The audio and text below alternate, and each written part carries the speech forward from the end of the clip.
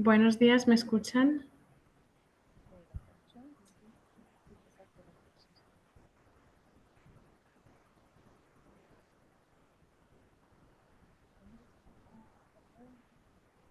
Omeya, Buenos días, ¿me escuchan? Oui, bonjour, on vous entend. Bonjour, vous m'entendez en visio? Oui. ¿tú nos santo? Ah, super, là on te voit. Buenos días a todas y a todos, ¿me escuchan? Sí, ¿cómo hacemos para proyectarla a ella?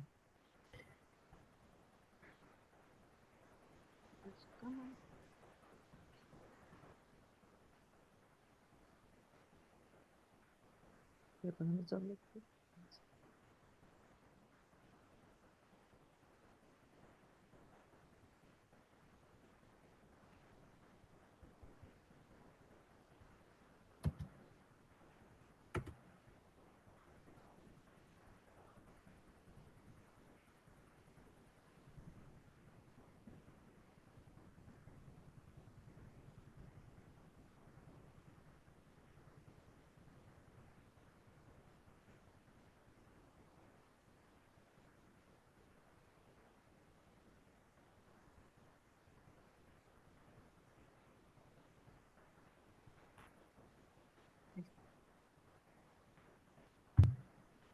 ¿Puedo compartir mi pantalla?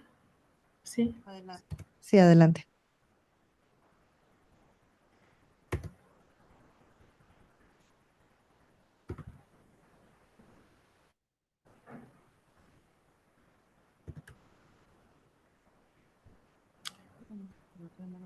Ven mi presentación ahora? Vale. Sí, tienes que ampliar, il faut que tu la Sí, fasses. Voilà. oui. Buenos días a todas y a todos. Bueno, antes de empezar, gracias a la Universidad de Costa Rica y gracias por recibirme a distancia desde Martinica. Voy a hacer mi presentación en español porque es más, en francés, perdón, porque es más fácil para mí, soy francesa, pero podremos discutir, hablar después en español. Bueno, empezamos.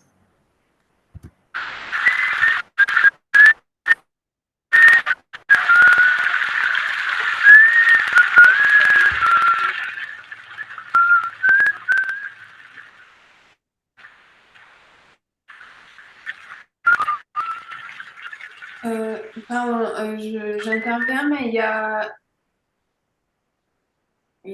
a un bruit de fond. Oui. Pardon. Il y avait un... Oui, il y avait une vidéo. Vous avez vu D'accord. la vidéo? Ça a été figé en fait. On l'a pas visionné, mais on a entendu le bruit. Un sifflement. D'accord. Bon, c'est pas grave. C'était une vidéo d'une personne qui remplissait une bouteille d'eau à la source. Donc, je vais vous présenter aujourd'hui une réflexion qui s'intitule Intégration des pratiques culturelles à la gestion des ressources naturelles, avec le cas plus précisément de l'approvisionnement en eau à la source en Martinique. Cette présentation s'inscrit plus largement dans le cadre de mon doctorat en géographie sur l'accès à l'eau en Martinique que je réalise entre l'Université de Lyon en Hexagone et l'Université des Antilles en Martinique. Et mon terrain est essentiellement basé en Martinique. Donc le point de départ de la réflexion est la subsistance de pratiques culturelles non conventionnelles d'approvisionnement en eau, malgré un taux de raccordement aux infrastructures d'eau potable de plus de 99% de la population martiniquaise. Alors simplement à titre d'introduction, je vais vous détailler un petit peu l'approche théorique de cette réflexion. Cette étude s'appuie sur une approche constructiviste, c'est-à-dire elle part du principe qu'il y a une pluralité de conceptions de l'eau, dépendant d'un contexte social, culturel, historique, mais aussi géographique et hydrologique. Donc cette approche se fonde sur l'idée que la nature serait une construction sociale, démontrant ainsi qu'il existe plusieurs socio-natures. Donc, selon cette approche constructiviste, les eaux donc se disent au pluriel, donc chacune véhiculant des cosmogonies, des savoirs, des pratiques, des imaginaires, des techniques et même des modes de gestion divers. Et cette approche permet de recontextualiser, d'historiciser la manière dont s'est normalisée la conception dite moderne de l'eau, qui renvoie à une eau uniforme et homogène, une eau technique qui renvoie parfois à ce qu'on peut appeler H2O, une eau qui est quantifiable. Donc l'eau publique, dans cette conception moderne de l'eau, est une création de l'eau pour tous, potable, uniforme et une eau qui se monnaie. Et cette étude essaye de montrer de quelle manière la pluralité des modes locaux d'appropriation de l'eau sont des formes de résistance à une conception homogène de l'eau. Donc, dans cette présentation, il s'agit de comprendre à partir de l'étude d'une pratique culturelle de l'eau, de quelle manière les conceptions de l'eau au singulier, donc l'eau technique canalisée, et les eaux au pluriel entrent en relation, et plus spécifiquement, la manière dont les pratiques culturelles de l'eau sont rendues visibles ou pas par les modes de gestion de la ressource. Donc, je vous ai mis cette citation qui renvoie à un article particulièrement intéressant sur la notion d'eau multiple, qui s'appelle Parsing the Politics of Singular and Multiple Waters. Je vous enverrai le PowerPoint si vous voulez plus en détail pour la lire plus tranquillement chez vous. Alors, les études en sciences humaines et sociales qui étudient les relations entre l'eau et les communautés insulaires, souvent se concentrent sur la relation des communautés insulaires aux milieux marins et notamment aux eaux littorales. Pourtant, il me semble, un intérêt particulier à étudier les interactions et les relations entre les communautés insulaires et l'eau douce, puisque la manière dont les populations gèrent leurs ressources en eau douce est le reflet d'une évolution dans l'organisation sociale et spatiale du territoire. Donc, le terrain ici de cette étude, c'est l'île de la Martinique, qui est située, comme on le voit, dans l'arc des Antilles, dans la mer des Caraïbes. Il s'agit d'une île au passé colonial. C'est une ancienne colonie française jusqu'en 1946 et aujourd'hui département outre-mer français, situé donc dans la région des Caraïbes. En ce qui concerne la gestion de la ressource en eau, celle-ci s'organise sur le modèle français hexagonal, c'est-à-dire en cohérence avec la directive cadre européenne en ce qui concerne la gestion de l'eau. Donc, cette cohérence avec la directive cadre européenne suppose la production au niveau local d'un schéma d'aménagement de la ressource en eau et un certain découpage hydrographique particulier décliné sur le territoire, mais dont les règles de découpage sont établies depuis le continent européen.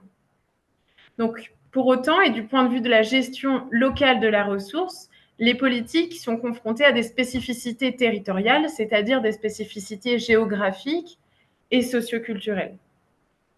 Donc, étudier les liens entre la population martiniquaise à l'eau et l'eau douce nécessite de s'intéresser aux différentes dimensions du cycle hydrosocial, pas seulement les dimensions sociales et culturelles de l'eau, mais aussi historiques, symboliques, techniques, hydrologiques, qui supposent des jeux d'acteurs et des modes d'organisation de la gestion. Alors, dans une première partie, je vais analyser plus en détail les représentations associées à la pratique de l'approvisionnement à la source. Donc, c'est-à-dire que quand on parle d'eau de source, de quelle eau parle-t-on en Martinique, de quels usages et de quelles représentations. Donc, cette partie repose sur une série d'enquêtes, sur une enquête ethnographique composée d'une série d'entretiens et d'observations sur les lieux de la source où je suis allée interroger les usagers, sur les lieux des sources, parce qu'il y en a en fait beaucoup en Martinique, entre 120 et 150 répertoriés. Donc, le lieu de la source, quel est-il? Donc, cette enquête m'a m'a premièrement permis d'identifier les caractéristiques de ces lieux qu'on nomme communément la source. Donc, vous pouvez voir sur ces photos les différents aménagements, plus ou moins développés, de ces lieux qu'on appelle appelés sources par les usagers. Donc, ces aménagements sont pour la majorité des aménagements usagés. Les tuyaux sont directement plantés dans une émergence de l'eau. Généralement, même parfois, les usagers des sources ont réalisé des travaux de petite maçonnerie pour rendre le prélèvement plus facile et le lieu plus agréable, plus convivial dans certaines configurations. Elles sont présentes partout sur le territoire, mais sont situées en grand nombre à proximité des pitons du Carbet et de la montagne Pelée. Sur la carte, c'est la zone entourée en rouge. Ce sont les 2 reliefs les plus importants de la Martinique, où la pluviométrie est aussi très importante, et les sources en grand nombre. Donc, ces sources sont généralement dans le domaine public. Elles sont accessibles, généralement, pour la plupart, en bord de route, ou quelques-unes à proximité d'un chemin. Et elles sont toutes connues par les habitants. Certaines ont même une grande notoriété pour leur qualité, vantée par les habitants, et certains habitants se déplacent à des sources à plus d'1 heure de route, sachant qu'1 heure de route à l'échelle d'une île comme la Martinique, ça représente un trajet qui fait plus de la moitié de l'île. En ce qui concerne les représentations associées à cette eau de source, je vous ai mis un nuage de mots qui est sorti des entretiens réalisés auprès des usagers des sources. Donc, on voit qu'il y a la notion de pureté, la notion d'une eau bonne, légère, naturelle, mais aussi gratuite, accessible. Voilà, vous pouvez un petit peu lire ces différents mots qui résonnent et qui font et qui rendent compte des représentations de l'eau de source. Donc, il y a l'idée de la pureté qui est associée à l'eau de source, mais aussi une eau chargée de propriétés par le trajet qu'elle emprunte dans le milieu naturel, qui est souvent un milieu montagneux. Donc, il y a un lien important à la terre, au territoire. Et cette eau est vantée parce qu'elle est filtrée naturellement justement par cette terre. L'eau de source est aussi une eau qui guérit, qui maintient en forme d'après les discours.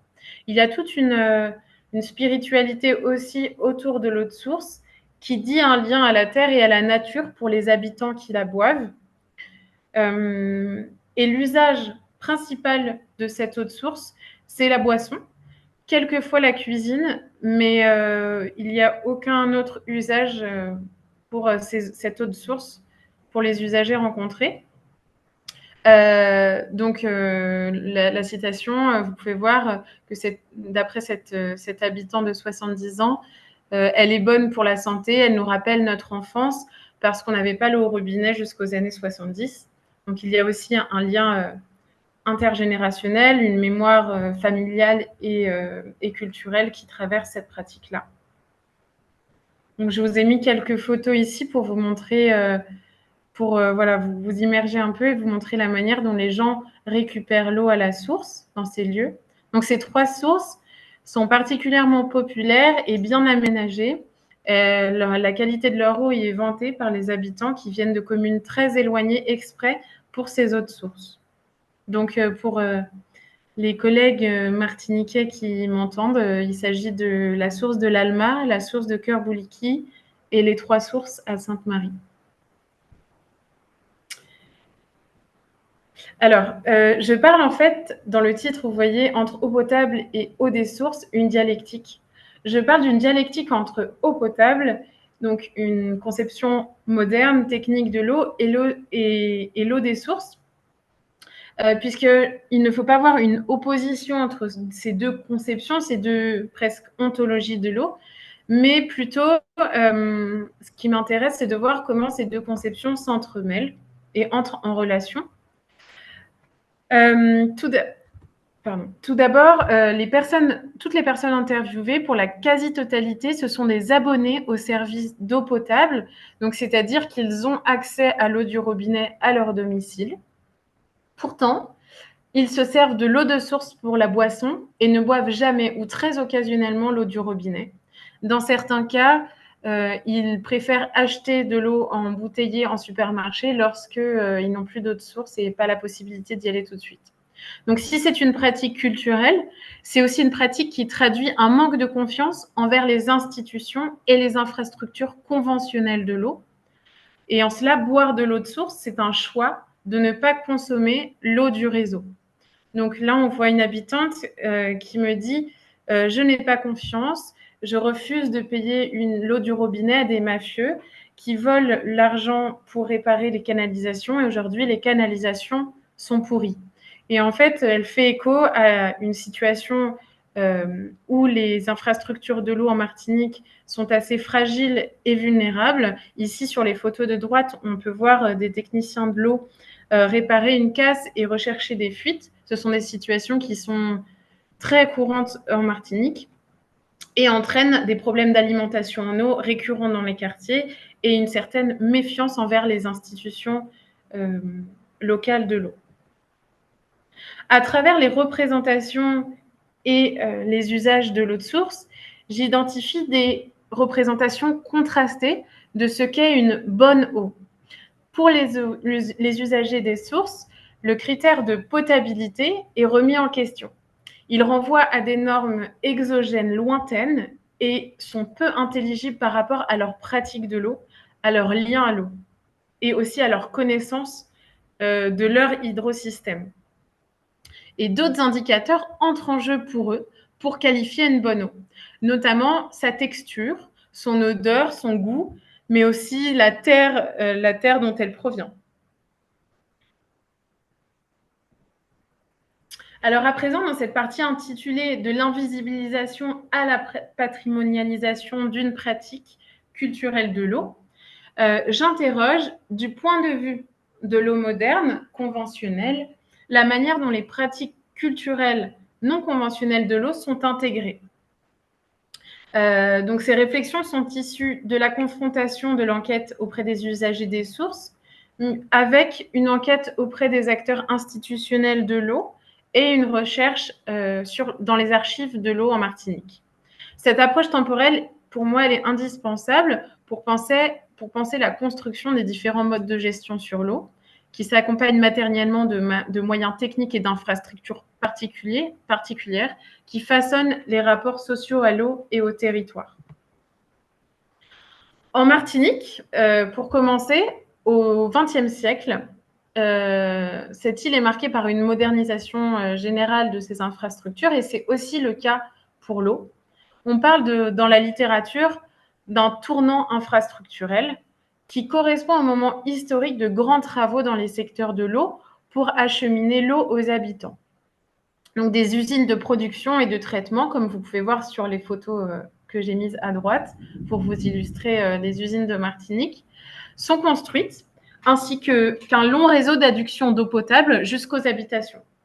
Donc ces transformations techniques de l'eau, le passage, si on peut appeler ça comme ça, à une nouvelle hydraulique, opère plusieurs transformations dans la société martiniquaise.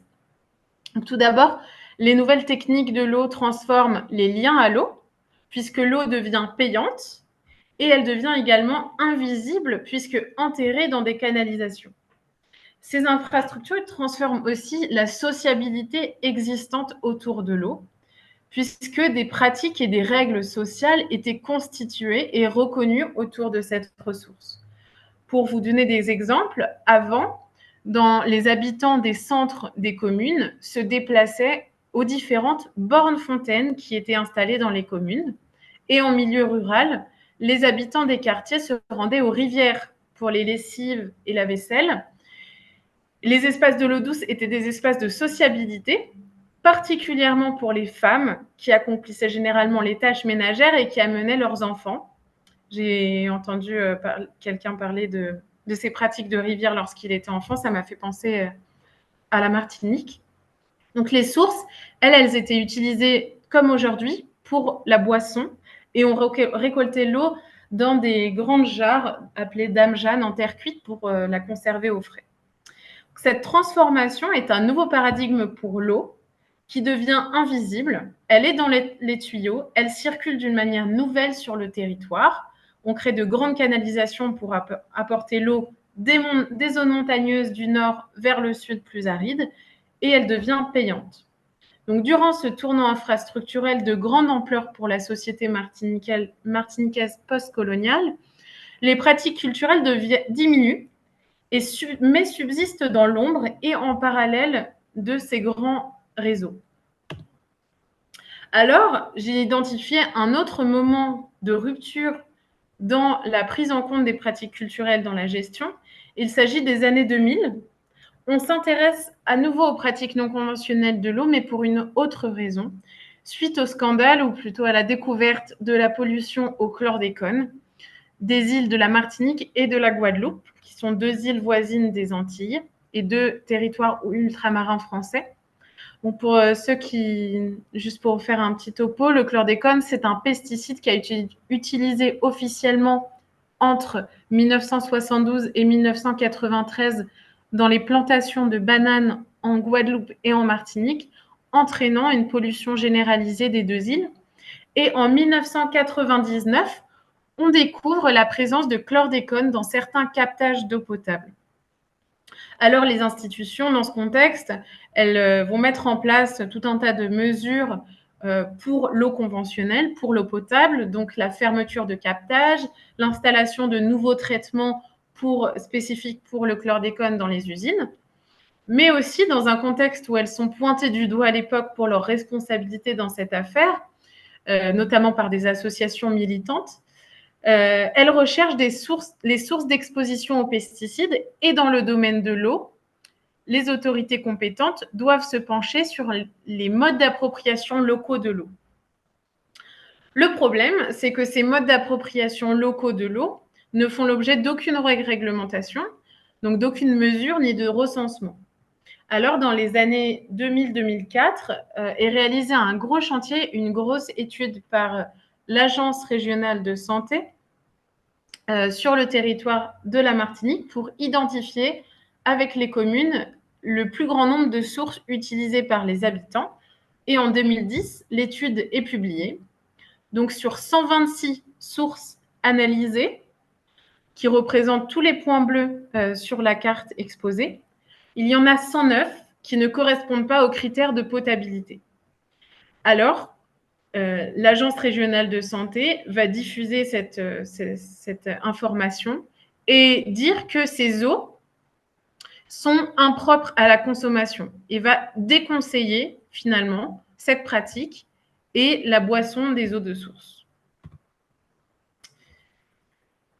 Aujourd'hui, je m'interroge sur un nouveau paradigme, une situation intéressante parce qu'il y a tout un nouveau vocabulaire qui apparaît par les mêmes acteurs autour de ces pratiques non conventionnelles, culturelles, et notamment autour de cette pratique de prélèvement à la source, un vocabulaire qui est celui de la patrimonialisation.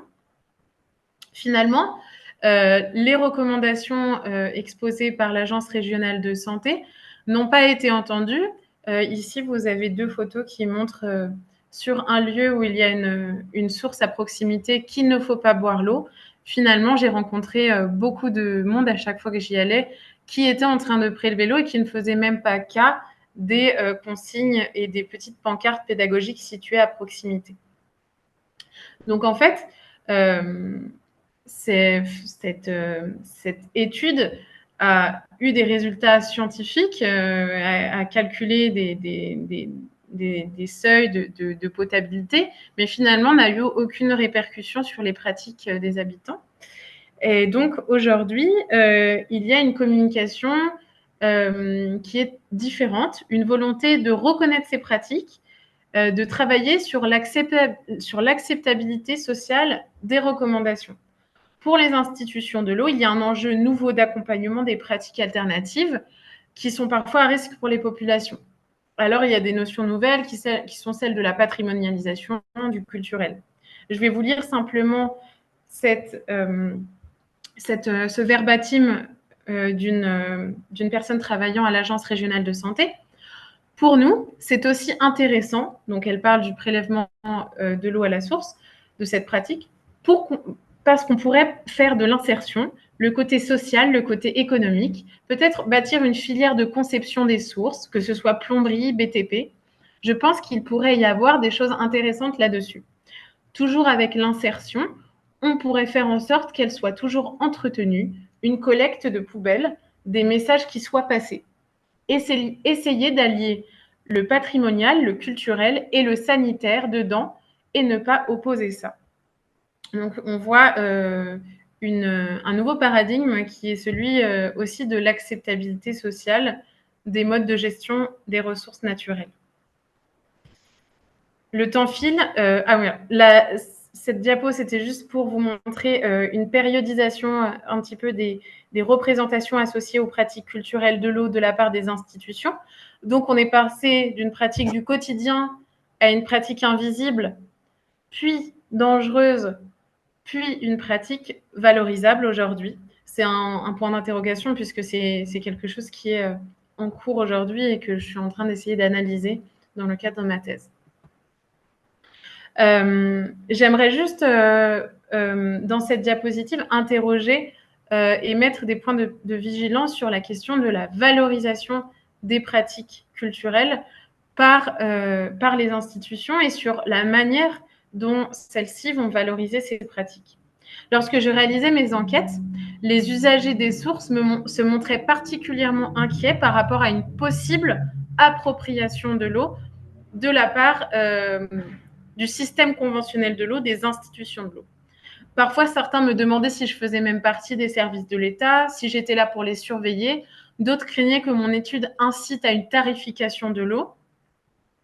Et en cela, les pratiques culturelles, elles révèlent quelque chose, c'est qu'elles sont des formes de résistance au système de l'eau moderne, technique et rentable que les usagers revendiquent. Et il semble alors nécessaire de s'interroger sur la manière dont les institutions de l'eau souhaitent mettre en patrimoine, valoriser cette pratique face aux craintes d'appropriation de la ressource, d'appropriation foncière et de tarification de l'eau. Alors, je vais simplement conclure en disant que l'étude des représentations associées à une pratique culturelle de l'eau me paraît un angle très intéressant d'aborder la question de l'accès à l'eau et d'intégration des populations locales au mode de gestion. Et j'aimerais particulièrement poursuivre mes réflexions sur la notion de sentiment d'appartenance au territoire dans un contexte postcolonial à travers les pratiques culturelles. En tout cas, j'espère que ces réflexions et mon approche pourront nourrir les vôtres sur la manière dont sont intégrées des pratiques culturelles dans la gestion des ressources naturelles au Costa Rica. Merci en Chai.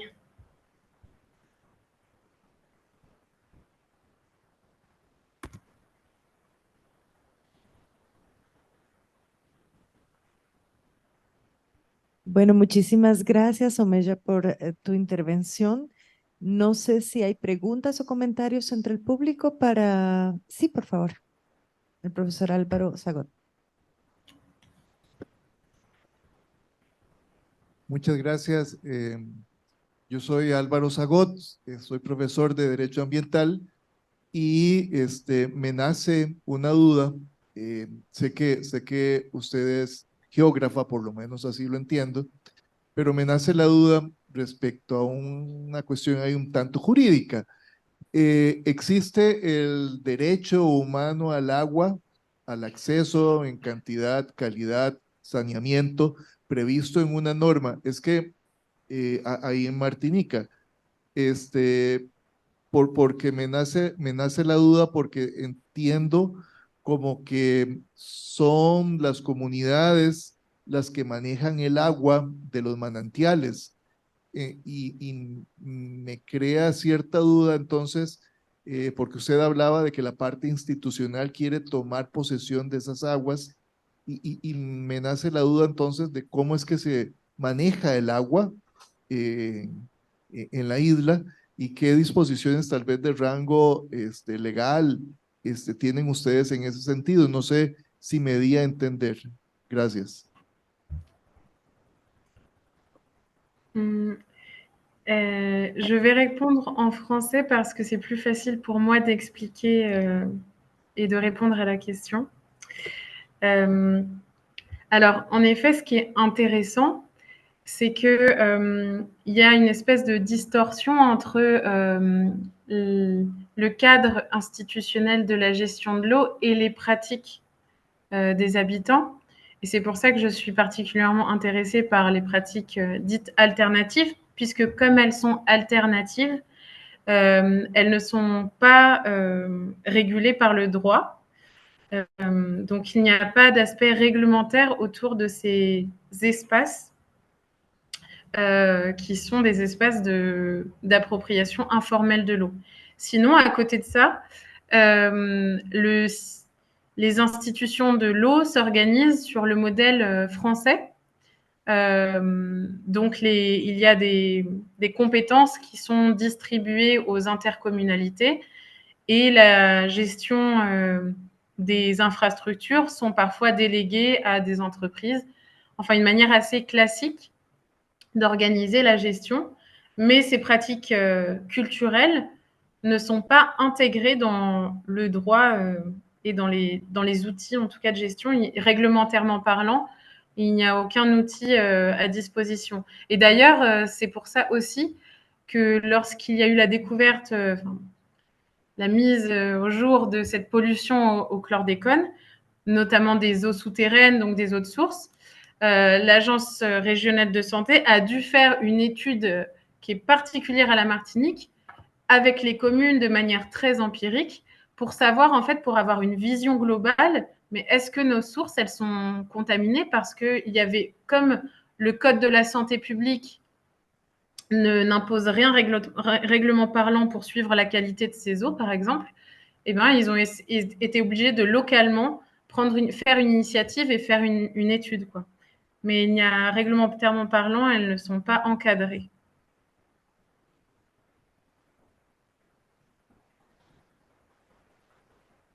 Y le aclaro de que no solamente ustedes, por supuesto, están con problemas con contaminación, ya sea de aguas subterráneas o aguas superficiales, ¿verdad? Aquí en Costa Rica, también, aunque tenemos normas de 1949, que es nuestra ley de aguas, en la Constitución fue hasta en el año 2021 que se integró el derecho humano al agua. Ya había resoluciones de nuestra sala constitucional, pero por ejemplo, tenemos, y estoy llevando ese caso en este momento, una contaminación en varias fuentes de agua, donde las asociaciones que administran esa agua no lo habían dado a conocer, y hay contaminación con clorotalonil, que es sumamente perjudicial para la salud, y el Ministerio de Salud y la oficina, digamos, el Laboratorio Nacional de Aguas, debatían si se emitía una orden para detener el consumo de esa agua o si se tenían que llevar camiones, cisterna, cargados de agua para repartirla al público. No obstante que tenemos normas, repito, desde 1949 que hablan sobre la potabilidad del agua, etcétera. En el 2023 también tenemos los mismos problemas que ustedes están por allá, y vaya un abrazo solidario hasta Martinica, aquí de Costa Rica, que se habla mucho que somos un país verde, etcétera, etcétera, pero también tenemos problemas muy serios y parece que nuestras normas muchas veces no son efectivas, son válidas, son eficaces, pero no son efectivas, y por eso desde los grupos ecologistas luchas bastante grandes, y en eso nos parecemos a ustedes. Muchas gracias. Gracias. No sé si hay alguna otra consulta o comentario. Ok. Bueno, vamos entonces a cerrar la actividad. Muchísimas gracias, Omeya, voilà, por tu intervención. Merci beaucoup. Muchísimas C'était très gracias. intéressant. Gracias por Bueno, recibirme a y distancia. vamos a ir cerrando entonces la actividad a las 12:10. Muchas gracias a nuestros compañeros de Martinica que se conectaron hoy con nosotros. Muchas gracias también al Laboratorio Caribeño de la Universidad de las Antillas por todo su apoyo y patrocinio para esta actividad. Y muchas gracias a la empresa traductora Atenao también que nos ha dado el servicio durante todos estos días, ha sido de gran valor. Muchas gracias a todos ustedes por habernos acompañado hoy y nos vemos mañana en la mañana para continuar con nuestra actividad académica. Muchas gracias.